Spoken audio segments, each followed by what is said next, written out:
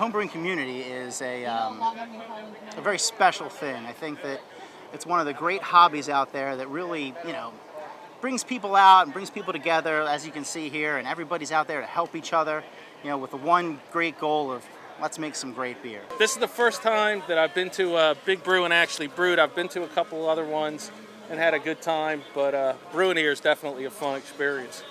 We've always been strong supporters of the homebrew community, and we've always felt close ties to the homebrew community.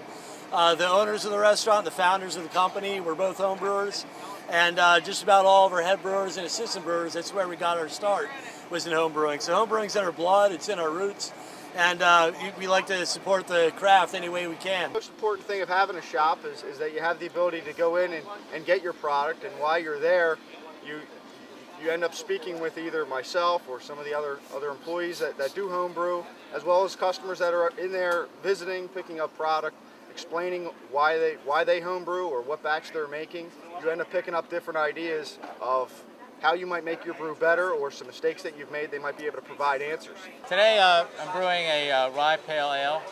I really enjoyed the Terrapin Pale Ale that I had 6 months ago, and I was looking for a pale ale where the bitterness was manageable, 30, 40 IBUs, and but that you could extract the citrus taste from the hops. The wort giveaway is a tradition that I carried over from my old location in Westchester, and it's something that's been pretty well received here in Maple Shade, New Jersey. Basically, we make a very strong beer. It's our golden barley wine, and we use so much malt in order to get the gravity and the alcohol content that we want in our own beer, that once we're finished making it, there's still quite a bit of usable sugar left in the mash. Certainly enough to make several homebrew batches of a respectable old ale or Russian stout or India Pale Ale. They basically make this barley wine that has a high strength alcohol. So they give you the first run, and that goes to the barley wine.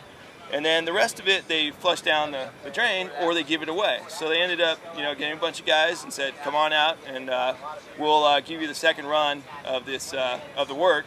And I took a couple, 5-gallon jugs, went out there, and got 10 gallons. Took it home and brewed a couple of batches of beer.